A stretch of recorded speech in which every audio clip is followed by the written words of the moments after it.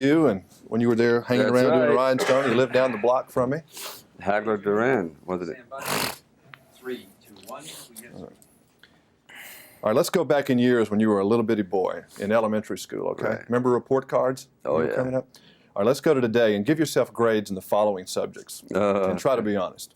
Conduct, what do you give yourself a grade? Oh, I guess probably about a C minus. Okay. Effort. Oh, A. Business management. B. Getting along with others. I guess about a C. Husband and wife relationships. Oh, that's I'd say it's an A plus. Okay. Acting. Well, I think let's see. Now you got me an egotistical thing here. I could say one thing and whatever. I think a B. Okay. Remember the comment section when they wrote things Yeah. about you? What would you say? I'd say has work habit problems, that he's too ambitious and tends to want to do too many things at one time. But once he focuses on something, he just may make it. Probably pretty good.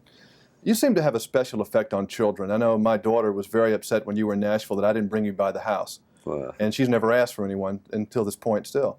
What do you think it is about children that they like so much about you? yeah, that's very peculiar. I never thought that would happen. How old's your daughter? 6, but she was, say, 3 or 4 at the time. That I find that extraordinary. I think that the characters, especially Rocky, tends to present like a father figure. I don't think it has anything to do with like, oh, he is like Michael J. Fox and that kind of. Rob Lowe. It's more of a father figure because he sits there and he relates and he's very calm and I think comfortable.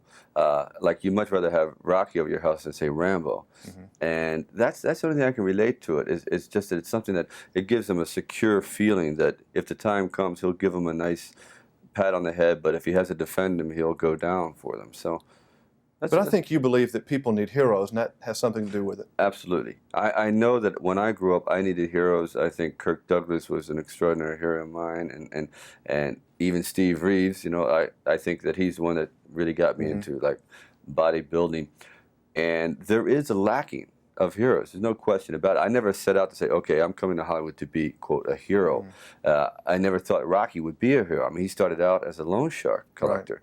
It's funny how things just mature. That's why I love the sequel idea. I never would have imagined when I started writing Rocky that he would evolve to that point. Never. I mean, it's like, they do take on a certain life like we all do. It's like, otherwise, imagine just living for 1 year and then we're gone. You look like you enjoyed being a dad in this film. I mean, I know you're acting, but you did seem to be very comfortable and very warm in the feelings toward the boy. Yeah. Since I have a kid, I tend to be less authoritative unless I really have to, and I really do get down there and play around and joke with them and become kind of a buddy at times until they go too far, and then you become the authoritarian again. So I enjoy it, yes. Criticism. I've admitted on many occasions that you're one of my favorite actors, and I like everything you do. I mean, even the stuff that may not be your best work, I still like it because I like you. Some people, though, seem like any time your name comes up, they love to just give you a stab. Why is that? They don't even know you, or they're not trying to be objective. I think I touched something in them. I think it's very deep-seated, very deep-rooted that either I touch a feeling that they have a certain inadequacy or a certain, like I represent something in their life that they never could achieve or wanted to achieve, or they had trouble with a certain kind of character, like in Maybe school. They think you're a bully. Yes, I would say like the high school bully that they grew up with, and because most of the writers or whatever are erudite, they tended not to be the guy with the leather coat on, and I think I stand for that in their eyes. So I think it's very subconscious. I don't think they're aware of it because when I laugh, they don't criticize the film. They're going for like Sylvester Stallone is bad news. I go, whoa. Are you enjoying your success? I mean, there's a lot of baggage that comes with it, but are you really having a good time? Are you happy? That's a good question.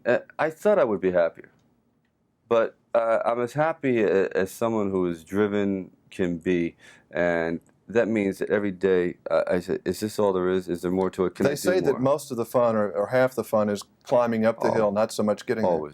Always. You know, I've wondered about that. You know, climbing the mountain is a lot of fun. Going down, you got to go backwards, and it's not quite as fun. You know what I mean? Or hanging out there. It gets a little windy and cold up there. You're right. The climb, the challenge, the unknown, that is what pushes you. Now it's just a matter, can you maintain a certain level of excellence? Because you're right. Some work is better, some work is not.